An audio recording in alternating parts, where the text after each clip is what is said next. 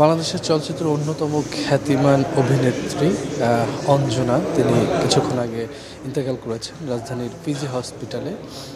আমাদেরকে যেটা জানিয়েছেন কিছুক্ষণ আগে, তার ছেলে এখানে এসেছেন, তার শুভাকাঙ্ক্ষী রেখে এসেছেন। তারা এসে মূলত জানালেন তিনি দীর্ঘদিন যাবতই অসুস্থ হয়ে হসপিটালে ভর্তি ছিলেন। অবশেষে আজকে এই রাতে মূলত আধা ঘন্টা আগে আমরা যেটা জানতে পারি যে তিনি শেষ নিঃশ্বাস ত্যাগ করেন, এবং যেটা তার পরিবারের পক্ষ থেকে আসলে আমাদেরকে নিশ্চিত করা হয়েছে। এবং আপনারা জানেন যে অঞ্জনা কিন্তু মনোনীত একটা ক্যারিয়ার রয়েছে বাংলা চলচ্চিত্রের ক্ষেত্রে। বাংলা চলচ্চিত্রের যে সোনালী যুগ ছিল, সেই সোনালী যুগে তিনি কিন্তু একজন পরিশ্রমী এবং খ্যাতিমান অভিনেত্রী। তার অভিনয় জগৎ যে সুদৃঢ়, সেটা কিন্তু মোটামুটি বাংলাদেশের যারা চলচ্চিত্র প্রেমী তারা কিন্তু সেটা জানে। তিনি মারা যাওয়ার কিছুক্ষণের মধ্যে আমরা দেখেছি যে এই হসপিটালে তারকা জগতের অনেকেই কিন্তু ইতিমধ্যে আসছেন, বিশেষ করে তার যারা শুভাকাঙ্ক্ষী এবং তার আত্মীয় স্বজনরা ইতিমধ্যে কিন্তু চলে আসছে। এবং আপনারা জানেন যে মৃত্যুর খবর অত্যন্ত বেদনাদায়ক, আমরা সেটাই অনেকক্ষণ যাবত লক্ষ্য করছি।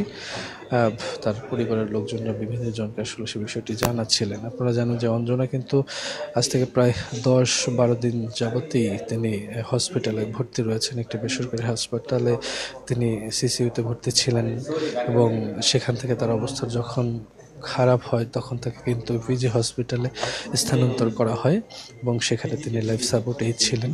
অবশেষে কিছুক্ষণ আগে আসলে যে পরিবারের সদস্যরা আমাদেরকে বললেন যে প্রথমে তার ক্রীড়াযন্ত্র বন্ধ হয়ে যায়, এরপর ডাক্তার কিছুটা সময় নেওয়ার পরে কিন্তু জানিয়ে দেন যে তিনি আসলে আর বেঁচে নেই। এরপরে মূলত আমরা বিষয়টি নিশ্চিত হতে পারি।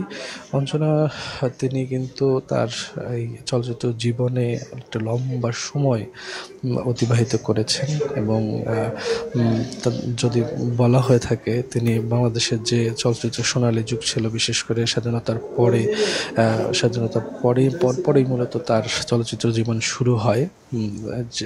তার প্রথম চলচ্চিত্র জীবন যদি বলা হয়, তার প্রথম ছবি ছিল দস্যু বনহর সিনেমা দিয়ে তিনি মূলত অভিনয় যাত্রা শুরু করেন। এরপরে তিনি কিন্তু শতাধিক সিনেমা অভিনয় করেন, এবং সেই ব্যবসা সফল সিনেমার যুগে কিন্তু অত্যন্ত গুরুত্বপূর্ণ ভূমিকায় ছিলেন। তার অভিনয় জীবন সম্পর্কে বিস্তারিত যদি বলতে হয়, তাহলে সেটা বর্ণাঢ্য ক্যারিয়ার। তিনি এমন কোনো অভিনেতা নেই যারা প্রবীণ অভিনেতা, এমন কোনো অভিনেতা নেই যে তার সাথে তিনি আসলে জুটি বাঁধেননি। বাংলাদেশের যে খ্যাতিমান অভিনয় শিল্পীরা রয়েছেন, আপনারা জানেন যে রাজ্জাক, আলমগীর এদের মতো এবং জাফর ইকবাল, তাদের মতো অভিনেতাদের সাথে কিন্তু তার জুটি বেঁধে বহুল ব্যবসা সফল সিনেমা এবং যেটা অত্যন্ত জনপ্রিয় সিনেমা রয়েছে। যদি নাম ধরে বলি তাহলে বলবো যে পরিণীতা, গাংচিলের মতো সিনেমাতেও কিন্তু তিনি দুর্দান্ত অভিনয় করেছেন, এবং সেই জন্য কিন্তু তিনি জাতীয় চলচ্চিত্র পুরস্কারও লাভ করেছেন। বিশেষ করে পরিণীতা এবং গাংচিলের জন্য তিনি মূলত জাতীয় চলচ্চিত্র পুরস্কার অর্জন করেছেন। এরকম একজন খ্যাতিমান অভিনেত্রী হারিয়ে কিন্তু বাংলাদেশের চলচ্চিত্র একটি বড় শূন্যতা তৈরি হয়েছে। সেটা যেমন তৈরি হয়েছে, সেই সাথে সাথে একজন গুণী অভিনেত্রী হারিয়ে কিন্তু অনেকে শোকাহত। আপনারা দেখছেন যে এই হসপিটালের করিডোরে এই মুহূর্তে যারা আছেন সকলেই তার শুভাকাঙ্ক্ষীগণ সকলেই স্তব্ধ হয়ে গিয়েছেন। আমরা যতদূর দেখাতে পারছি সকলের মধ্যেই কিন্তু একটা শোকের ছায়া নেমে এসছে। এই মুহূর্তে আমরা রয়েছে হসপিটাল পিজিতে, আসলে রাজধানী পিজি হসপিটালে মূলত তাকে 2-1 দিন আগে এখানে আনা হয়েছে। হ্যাঁ, 1 তারিখে তাকে পিজি হসপিটালে আনা হয়েছে। তার অবস্থা খুবই সংকটাপন্ন ছিল। গেল 10 দিন যাবতে যে খবরটি আমরা জানাচ্ছিলাম এবং আমরাও জেনেছি যে তিনি মূলত যে সিসিউতে অচেতন অবস্থায় ভর্তি হয়েছিলেন। তার বার্ধক্যজনিত রোগ ছিল, সেই সাথে পরবর্তী সময় যখন তিনি হসপিটাল ভর্তি হন তখন কিন্তু তার নানা রোগই সামনে আসে, এবং তার মেয়ে যে বিষয়টি আমাদেরকে গণমাধ্যম কর্মীদেরকে আগেই নিশ্চিত করেছিলেন যে ডাক্তাররা তিনি লাইফ সাপোর্ট থাকা অবস্থায় ডাক্তাররা কিন্তু বারবার বলছিলেন যে তিনি নানাবিধ রোগে আক্রান্ত। তারা সাধ্যমতো চেষ্টা করছেন, সেটা কিন্তু তার মেয়ে নিশাত মণি তিনি কিন্তু আগেই নিষেধ করেছিলেন যে তার অবস্থা সংকটাপন্ন। সেখান থেকে মূলত তাকে পিজি হসপিটালে স্থানান্তর করা হয় এবং লাইফ সাপোর্টে রাখা হয়। এরপরে মূলত আমরা দেখছি যে তার শরীরে প্রচণ্ড পরিমাণে, যেটা আসলে কয়েকদিন আগেও আমরা জানাচ্ছিলাম যে তার শরীরে প্রচণ্ড পরিমাণে জ্বর ছিল, সেই সাথে জ্বরের যে তীব্রতা সেটাও প্রচণ্ড পরিমাণে বেড়ে যাচ্ছিল। মোট কথা বলা যায় যে তার শারীরিক অবস্থার অবনতি কিন্তু প্রতিদিনই দেখা যাচ্ছিল যে হচ্ছিল, এবং হসপিটাল কর্তৃপক্ষ সেটা জানাচ্ছিল।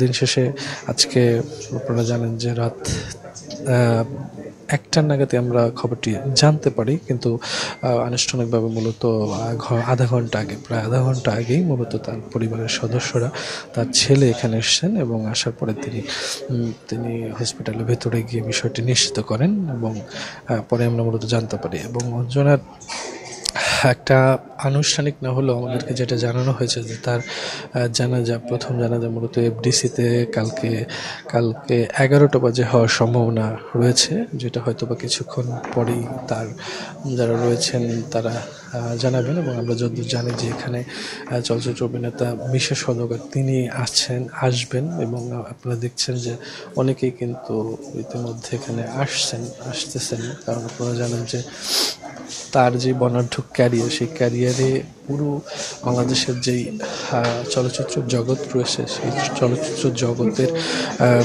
জুড়ে পুরো যে অভিনেতা অভিনেত্রীরা রয়েছে সকলের কাছেই কিন্তু তিনি অত্যন্ত প্রিয় ছিলেন। কেননা তিনি যেরকম খ্যাতিমান অভিনেত্রী ছিলেন, সেই সাথে সাথে তিনি হাস্যোজ্জ্বল ছিলেন, সকলের সাথেই তার সম্পর্ক ছিল সুসম্পর্ক। কারোর সাথে আসলে ওইরকম বৈরিতা তাকে নিয়ে কোনোদিন সৃষ্টি হয়নি। চলচ্চিত্র জগতে নানান যেই ধরনের কথা আমরা শুনি, সব মিলিয়ে তার যে বর্ণাঢ্য জীবন, সেই জীবনে কিন্তু কোনো ধরনের সে ধরনের কথা আমরা শুনিনি। সব ধরনের অভিনেতারাই কিন্তু তার প্রতি একটা আনুগত্য ছিলেন এবং তাকে অত্যন্ত ভালোবাসতেন, যে বিষয়টি কিন্তু আমরা প্রতিনিয়ত দেখেছি। এবং অঞ্জনার ব্যাপারে যদি বলতে হয়, তাকে কখনোই কিছুক্ষণ আগে আসলে তারা ভেতরে যারা এসেছেন তারা বলে বলছিলেন যে তার জীবন দশায় তিনি কখনো কারোর সাথে আসলে না হেসে কথা বলেননি। সেইটা একটা বড় তার ক্যারিয়ারের জন্য এবং তার যে ব্যবহারিক বৈচিত্র্যতা ছিল সেই বিষয়ে কিন্তু অনেকে বলছিলেন। আপনারা দেখতে পাচ্ছেন যে একে একে আমরা দেখছি যে এখানে অনেক ধরনের, বিশেষ করে মিডিয়ার পাড়া অনেক ধরনের শিল্পীরা এখানে আসছেন, এবং তার আত্মীয় স্বজনরা আমরা দেখছি যে এখানে আসছেন, এবং যেটা আসলে কিছুক্ষণ পরেই হয়তো আমাদেরকে জানাবেন যে পরবর্তী তার যে দাফন কাফনের কাজ সেটা কোথায় হবে, কখন কোথায় হবে সেটা হয়তো আমরা জানতে পারবো। কিন্তু এখন যতটুকু জানতে পেরেছি যে কালকে 11টা বাজে এফডিসিতে মূলত তার জানাজা অনুষ্ঠিত হবে, প্রথম জানাজা অনুষ্ঠিত হবে।